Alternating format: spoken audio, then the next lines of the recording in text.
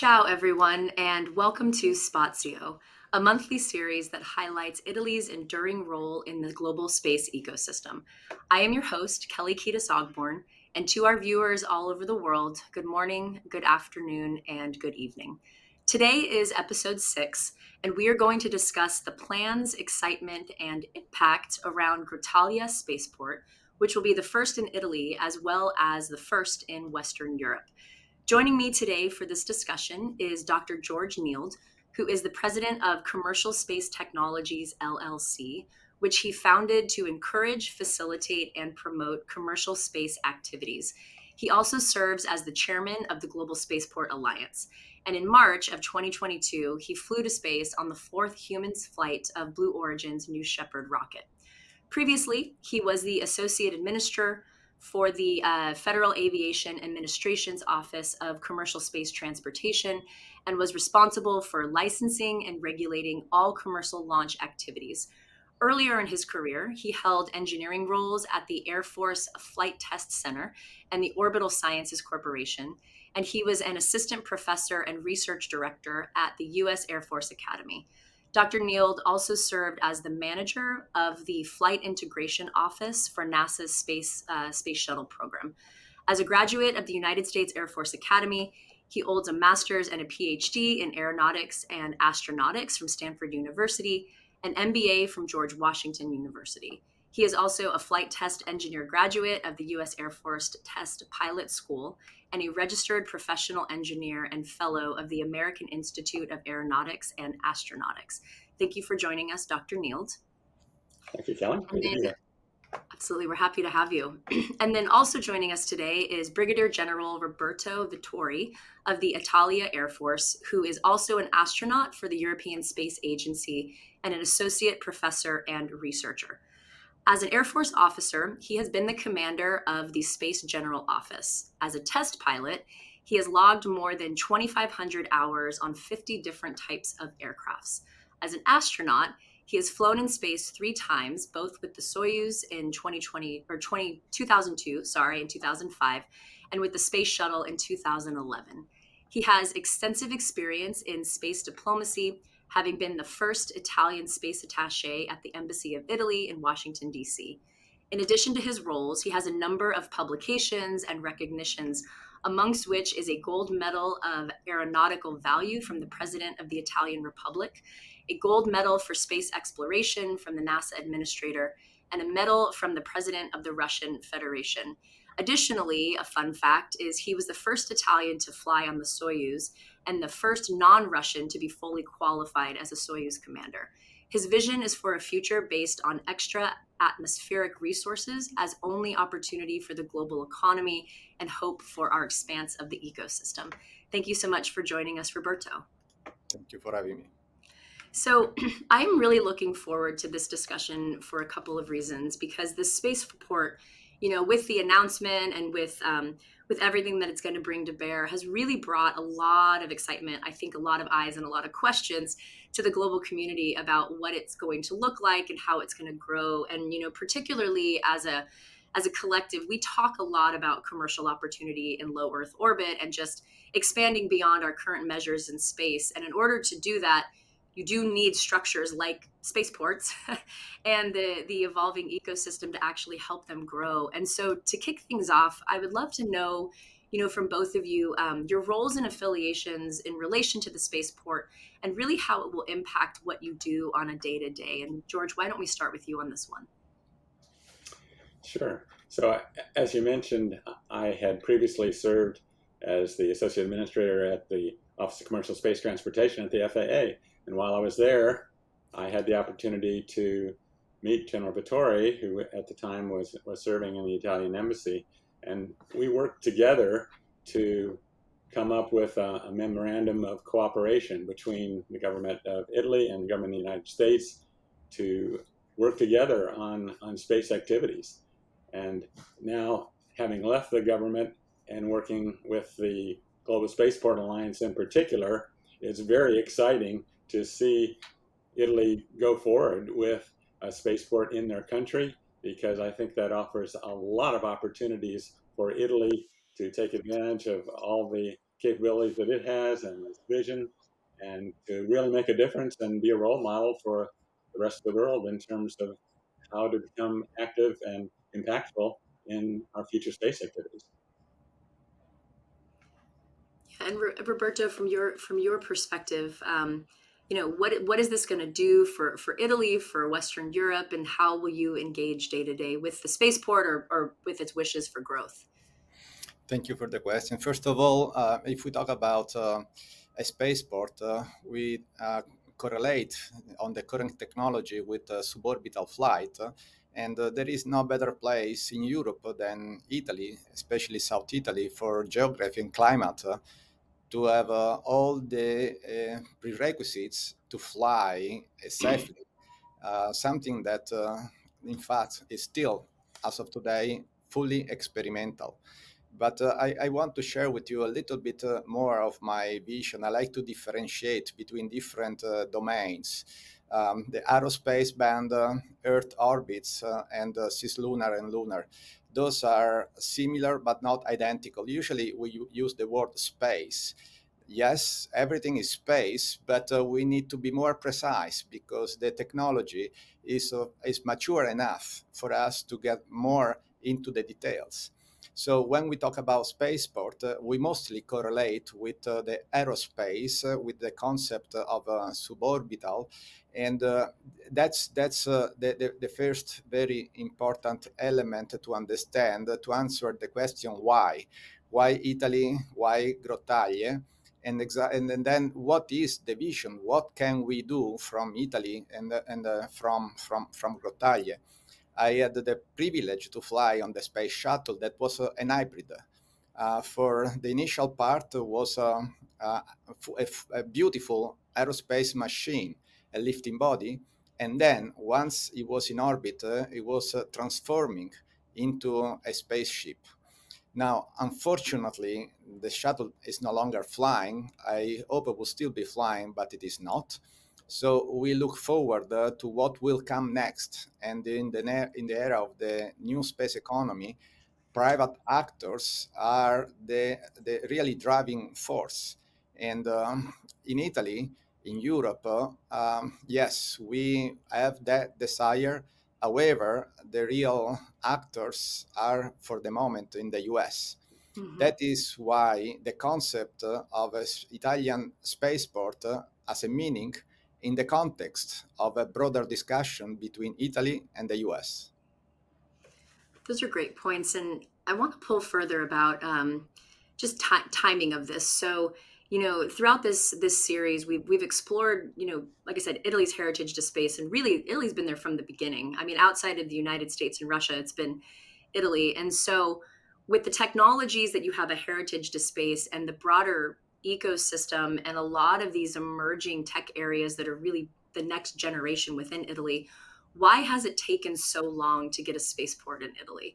And I'm sure that is somewhat of a loaded question in terms of it's probably political reasons, timing reasons. But I'm just curious, Roberto, from your perspective, and George, if you have any comments as well. The concept of how long did it take, I believe, has to be put in a context. Okay, so when I was a space attaché, I started back in 2012, and back then, George was the associate administrator for FAA, and he was just at that time starting with everything that was linked to spaceports in the US. And our first memorandum was in 2014. Then we had an additional agreement in 2015. The official signature from a minister on Grottaglie as a spaceport was dated 2018. So the time is not that long. The question, in fact, is another one. How long will it take to give to the spaceport a content, a real meaning? That is a very, very, very important question. And at a certain point, I was hoping to get an answer from Virgin Galactic and Virgin Orbit. We all have seen that very unfortunately, Virgin Orbit is no longer an active company. Virgin Galactic has a beautiful technology. Why not Spaceship 2? Those are beautiful. I am a pilot and a test pilot. My vision is on the importance of the aerospace around the world of reusability. What do I mean for reusability? When I have launched on Soyuz from Baikonur, there was a one-way ticket. Rockets today are primarily one-way tickets, except for the Falcon 9 of SpaceX.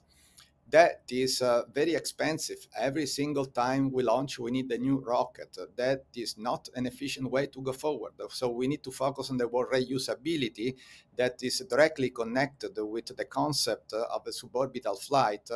And Virgin Galactic is really the most beautiful architecture as of today. Unfortunately, Virgin Galactic is focusing almost completely on tourism. I don't see a future for tourism. Space is not a touristic attraction. It's at best an extreme sport. To fly in space is beautiful, is rewarding, is absolutely something that everyone should do it, and I hope that eventually everyone will have a chance to do. It's really incredible. However, it's nothing close to a tourist attraction. So that is a key element. And once we go over that, probably everything will go quicker, even in the way we see and we implement our spaceports. That's a really interesting overview. And George, do you have any comments about, the early days of, getting this in motion and then how you've seen it evolve over the years? Well, certainly there are some analogies with how aviation developed with early flights, and then we saw barnstormers and wing walkers and Charles Lindbergh flying the Atlantic, and then people started to get the vision of aviation can really make a difference and can be important. And I think we're seeing a similar type of progression maybe with space, but this is just such an exciting time. And so perfect timing for spaceports to be planned and developed and to be ready to go. The Space Foundation recently estimated that the size of the global space economy is about $546 billion per year. Yeah. But even more impressive than that, if you talk to all the economists and the financial experts looking at the space industry, there's pretty much a unanimous consensus that that number is going to grow to exceed $1 trillion per year, or maybe even $2 trillion a year in just the next 10 to 20 years.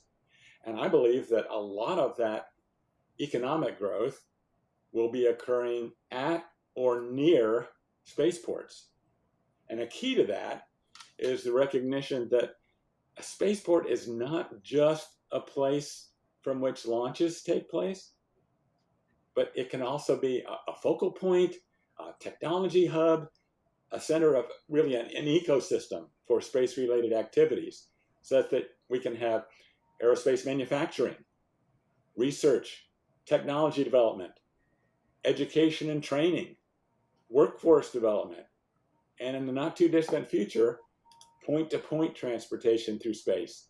So all of those, I think, are going to make spaceports even more important and an even more exciting place to work and to access space.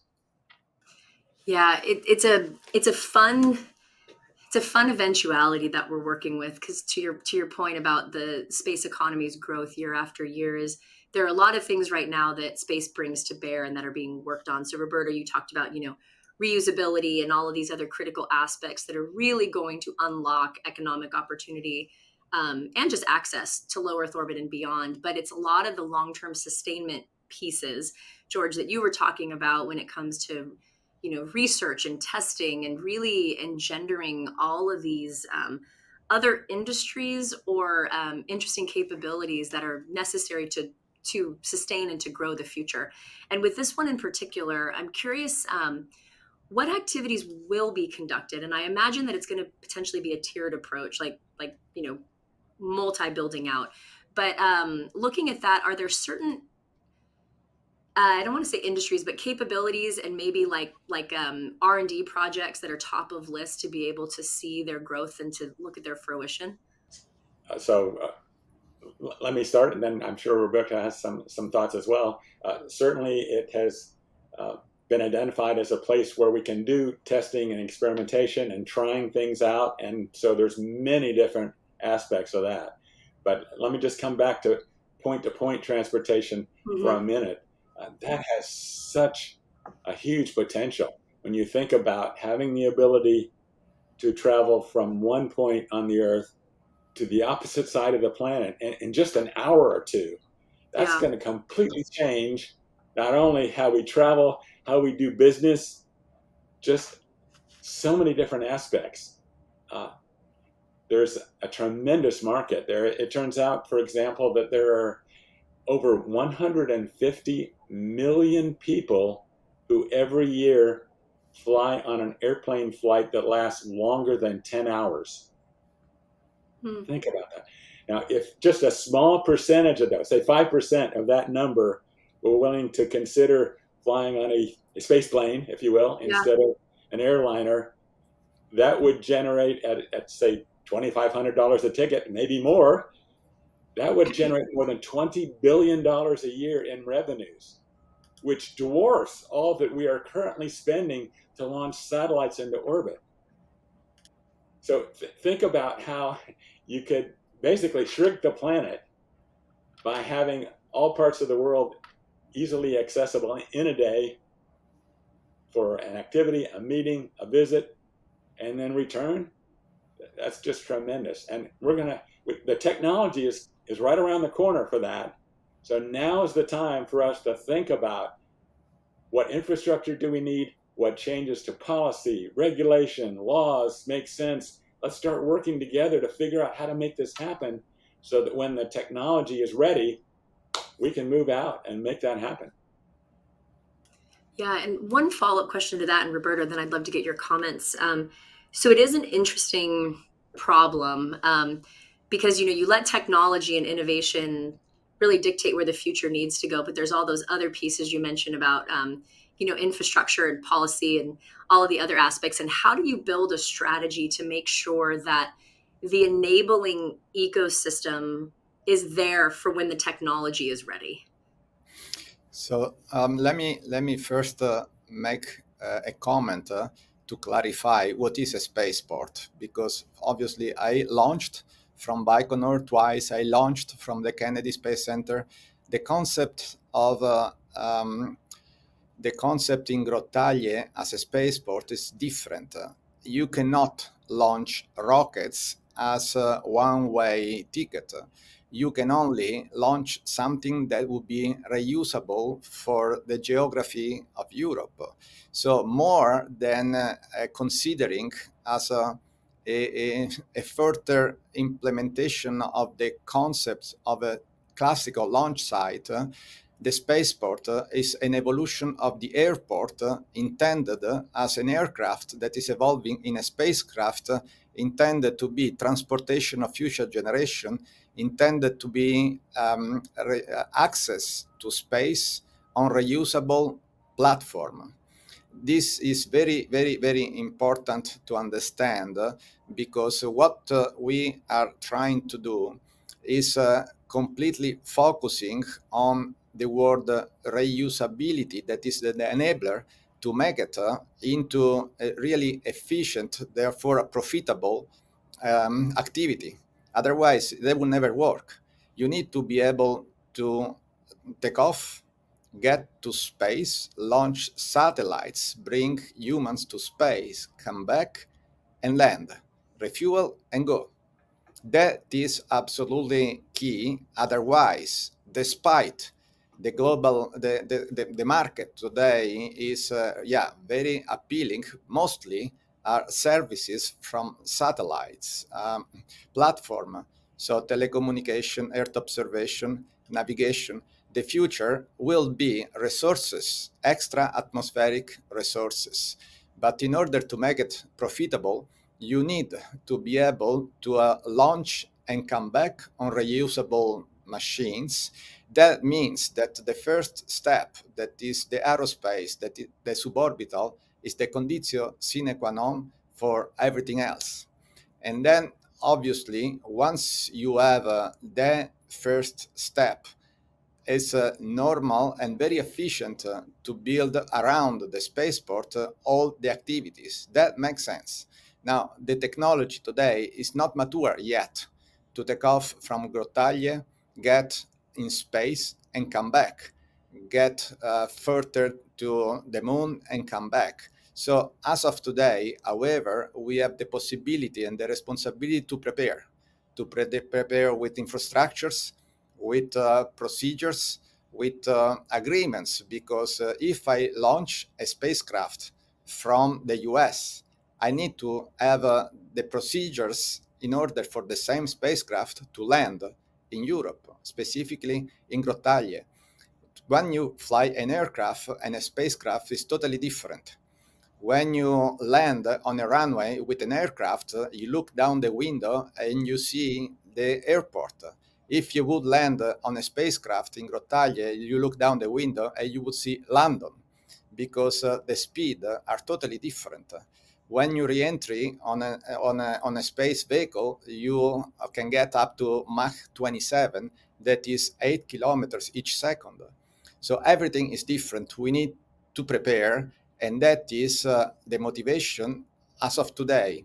Prepare for the technology that is already with us, because again, the X-15 is the first aircraft that evolved in the spacecraft, and that is back in the 60s.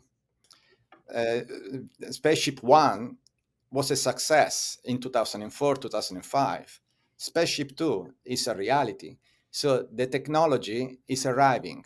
That's why we need to be ready with the spaceport the way we are doing it.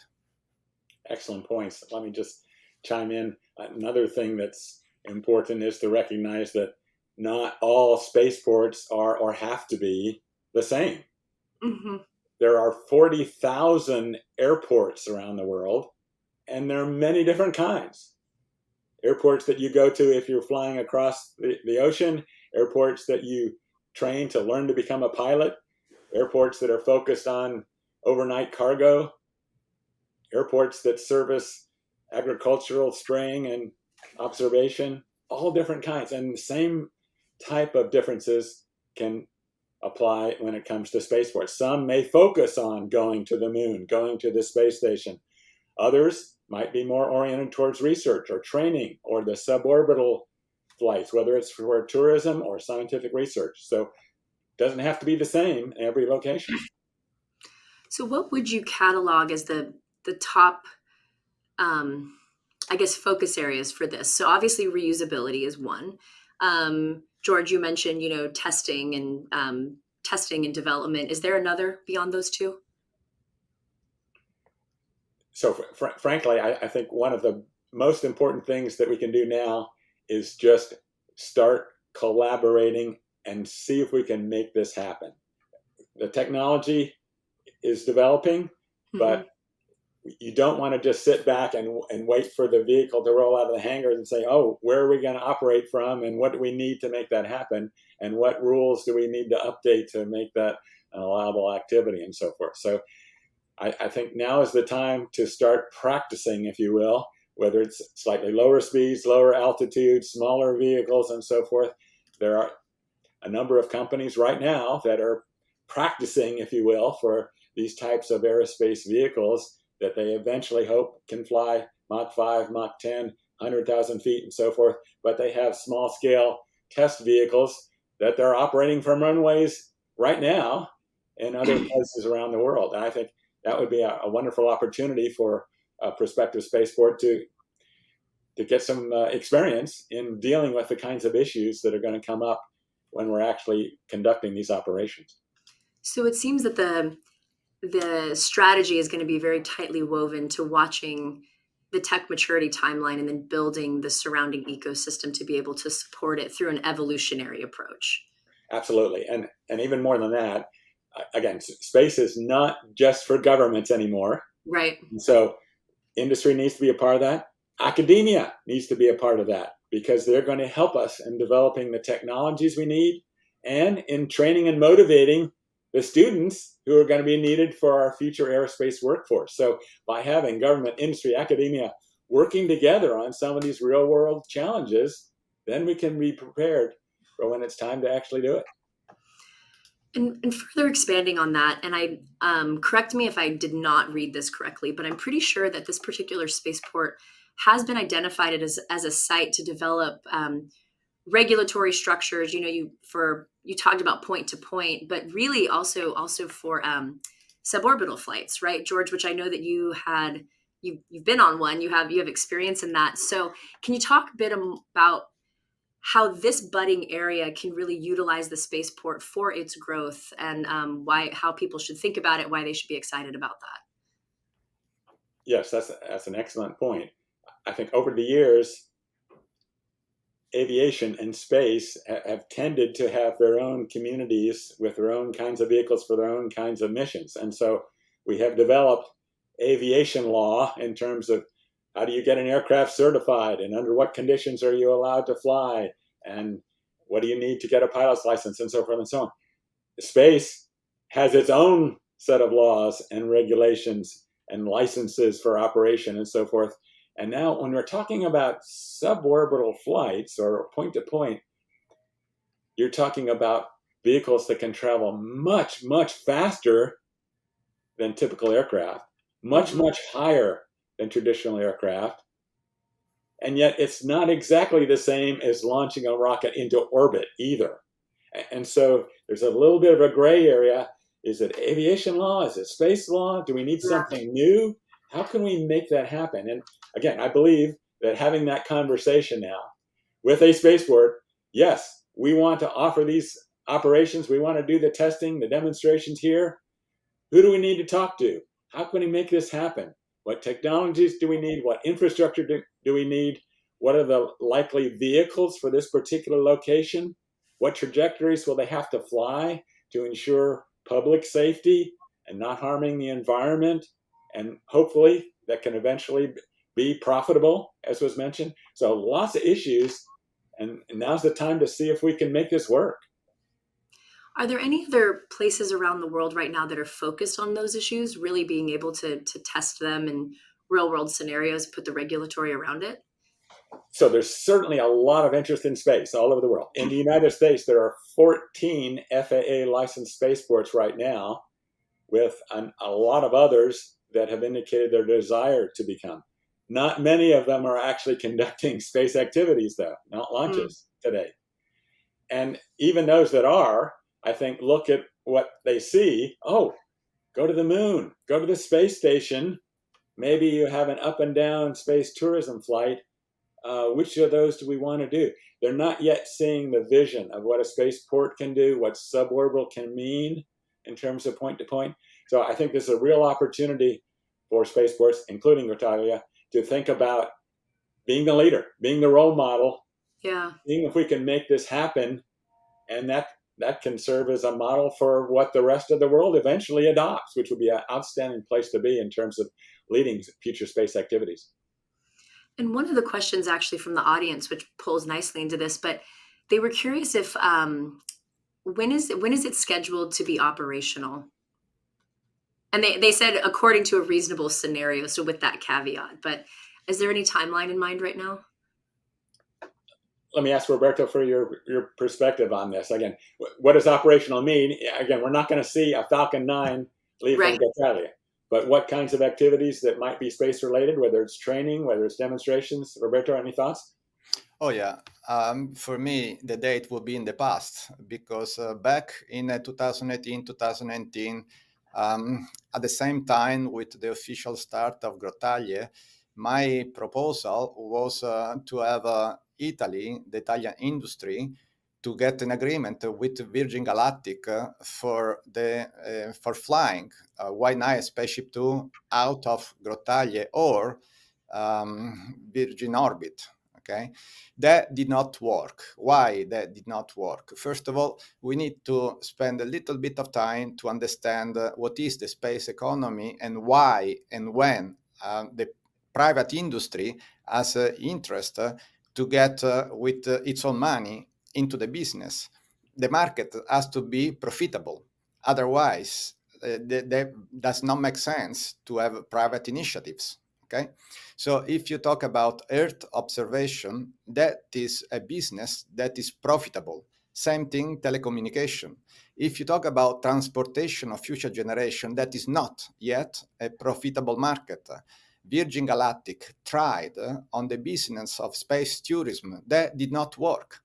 If you look at the stock of Virgin Galactic, you see it started from $10 a share, went up to 60, and now it's back to 1 point something. Mm-hmm. Why? We all are saying that the future is space, that the space economy is half trillion and eventually will be 1 trillion. Why? If you look at Virgin Galactic, seems the opposite. The reason is that there was not the wrong technology, but the wrong business. And it is natural that when the market is not yet mature, we need the governments to jump in and try to help. That's the way space evolved. At the very beginning was all government. Then at a certain point, once we start to understand which markets were really profitable markets, private investors start to go in. Okay, Mm-hmm. so if we talk about Earth orbits, if we talk about satellite platforms, if we talk about classical launchers, that is a mature market. So it is possible for private company to enter the market like SpaceX and everybody else and start to make profit. Transportation of future generations is not yet a market that is mature. It may seem a contradiction because that is the first step and the Earth orbits are beyond the aerospace, but that's the way it is. We, for whatever reason, technology went mature first on the in orbit, and on the suborbital piece, on aerospace part, aerothermodynamics is still to be fully understood. The most visible proof of what I'm saying is the fact that NASA decided to prematurely retire the space shuttle. That was an historical decision. Whether it was a good decision or bad decision will be history to tell. For me, it was the wrong decision. They could have continued to use it on another keyword. The first keyword was reusability. The second keyword is aerospace. The third keyword is experimental. If we talk about now suborbital, that means aircraft that are evolving into spacecraft. The key word is experimental. There is not yet, not even an option to talk about a business. That will come next. Initially, we need to do the experimental part. That is what currently is missing. That is why it's very, very, very important to talk about Spaceport, to prepare the Spaceport, because something that we can do with a low cost.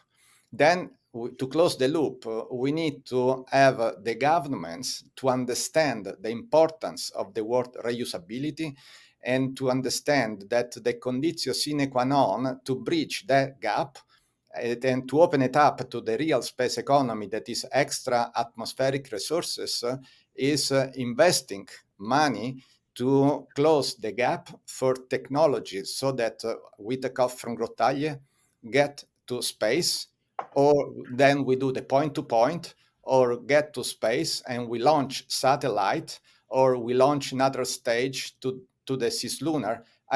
Whatever will be the case, but the very first step is to have a reusable platform that can get to space, come back and land.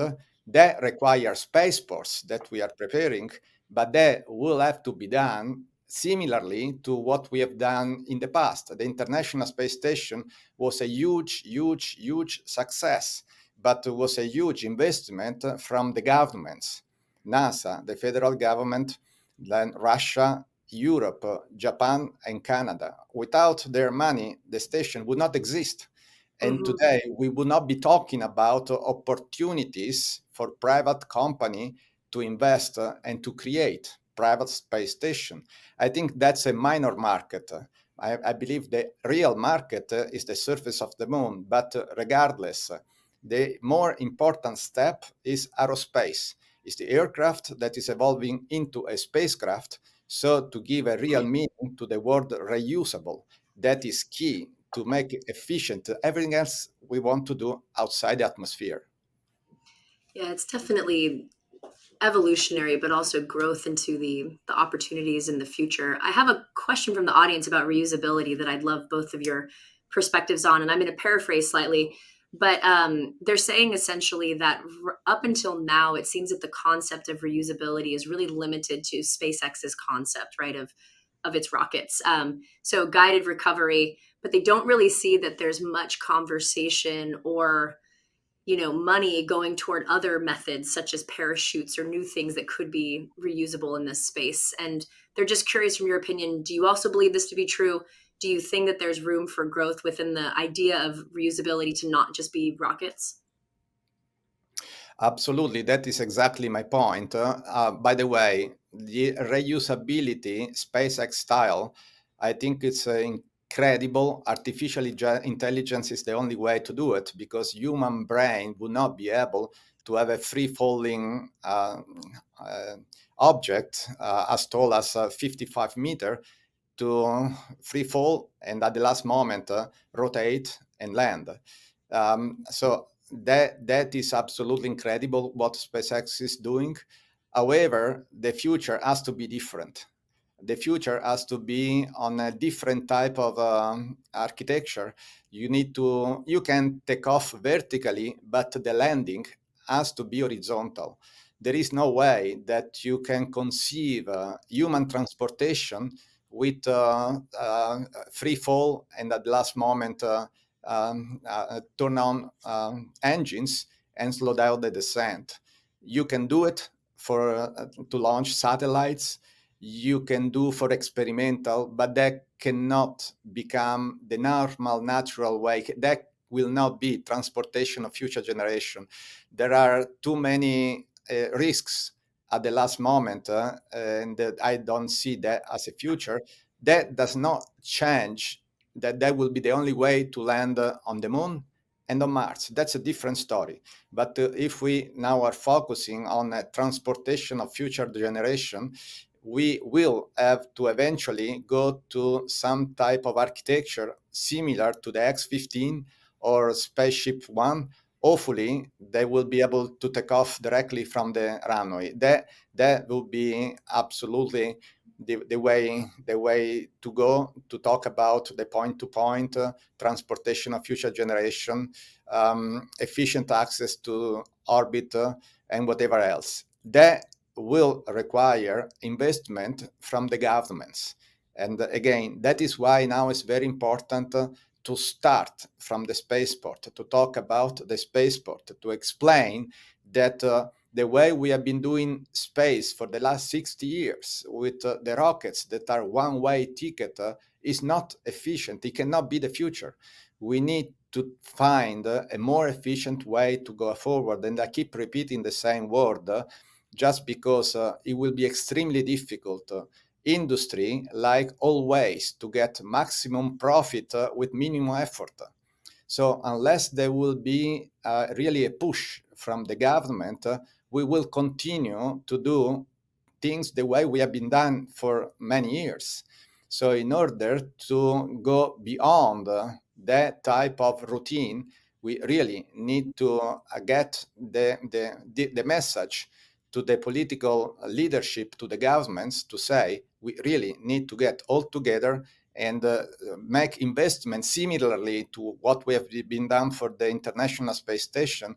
We need to now close the gap with the suborbital, with the spaceport, and another key word is interoperability. So something that I operate in the US, I need to be able to operate in Europe and in Italy.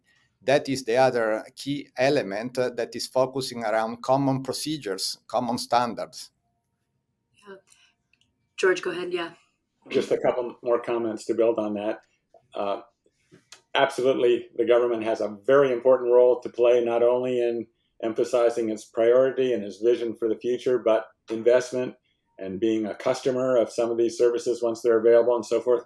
But the really exciting thing for me about the new role of commercial space is that you're getting a lot more innovation and creativity and, frankly, risk tolerance in the development to try new things, because we don't know exactly what these vehicles are going to need to look like.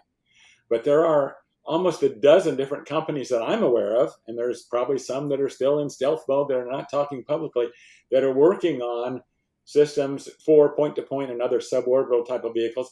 About half of them are horizontal takeoff and landing from a runway, and the other half are vertical takeoff and landing. And frankly, I wouldn't try to limit it and say, well, this place is only good for this.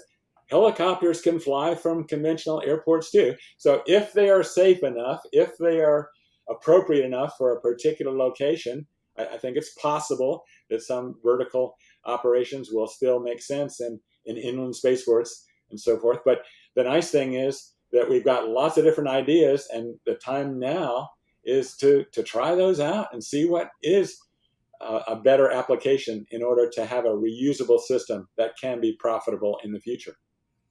Yeah, I mean that that dovetails so nicely into the point you were making before about, you know, seeing where the technology leads us and seeing what actually shakes out to be possible and actually profitable, Roberto, to your point. But there needs to be a place for these to uh, fly, I would say, and fail fast, and then recover, and then be able to iterate. As long as we're safe, As long as you're safe, yes. failing safely in terms of the general public, absolutely Yes. yes. Yeah, obviously failing safely across the board, but being able to test out these eventualities to see what actually is going to, give us a better yield for the future, to be able to expand what we hope for all of low Earth orbit and beyond, the cislunar economy, everything that you mentioned, Roberto. In our final time together, this is a big question, so feel free to answer it however you want. But looking ahead, so do you foresee any major challenges or hurdles in the development of this project? And really, how do you see the future progressing from here on out in relation to the spaceport being built and operational? So big picture challenges include safety. That's going to be important. We don't want major accidents to bring everything to a stop.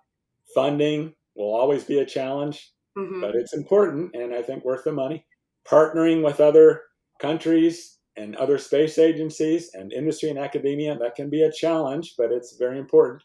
And frankly, as Roberto indicated, we're going to have to be patient too. This isn't going to happen overnight, but it's going to happen faster than a lot of people think. So I believe the future is very bright. This is going to be such an exciting thing to see unfold, and we can all be a part of it. Those are great points. I love the optimistic view of the future with obviously parameters to build it safely and securely. Roberto? Yeah, I'll close by just summarizing what I have tried to do so far, and I haven't succeeded yet, but we'll keep trying. And when I was space attaché, I engaged with George in his capacity of associate administrator for FAA for space. We signed an agreement. We signed a second agreement, and then the minister for transportation in Italy approved Grottaglie as a spaceport, and there could have been many other airports. In fact, as George was saying, each specific spaceport can be optimal for different type of flights. Okay, so it does not need to be just one. In any case, then I tried to close the gap and convince. I like to make a differentiation between the classical industry and the startup. I tried to convince the classical industry to follow me in getting an agreement with the one leading company in the US that was Virgin Galactic, Virgin Orbit, and I failed. It didn't work. Then what we now can try is to do the same with some startup. The startup, obviously, are the key enabler for the real space economy, but differently from the US, Even SpaceX was a startup about 20 years ago, but the founder was Elon Musk, that by himself was able to put many millions on the table. The European Italian scenario is different. So, in reality, if we want to initiate something that has the ambition to work in a context that is so important, transportation of future generation, we need to have our government to understand the importance of the concept of spaceport, suborbital, transportation of future generation, aircraft that is evolving into a spacecraft, launching satellite from airborne platform, high altitude flying. All those are new concepts. In the last 60 years, we have understood the importance of a satellite platform, satellite services, servicing, Earth observation, telecommunication, navigation. Yes, that's understood. Now we need to focus on something else that for the future, in the future, will be even more important. That is in the aerospace, so it's lower in a sense, but I conclude with it that will be essential in order to really give a meaning to the word reusability that will be key to the final success of the concept of space economy. Those are fantastic final words, and I'm sure it's very encouraging, not just within Italy, but within Europe and beyond. That there is going to be this facility where startups and new ideas can come to try to become part of the ecosystem in a controlled and more integrated way. And we did a earlier Spazio talking about the tech clusters and innovation clusters across Italy, and a lot of the points that you just mentioned were very reminiscent of some of the concepts discussed there. And so I think it'll be a good unifying place within Italy for a lot of these regional clusters you guys have, geographically across Europe to really test and build the future. And so I want to thank you both for your time. This was such a fascinating discussion. I will say that you spurred a lot of great comments in the chat from our participants. So please take some time after and look at them, because there's some really good comments and points made. But I want to thank you for sharing your time and expertise. We could probably continue to go down many verticals, but I think this set a very good stage about the spaceport and how it's going to look in the future. And to our viewers, thank you again for participating, for staying engaged. Our next Spazio episode is going to be on November 21st, and we're going to talk about Italian's National Space Day. So please stay tuned, and we will see you next time. Thank you.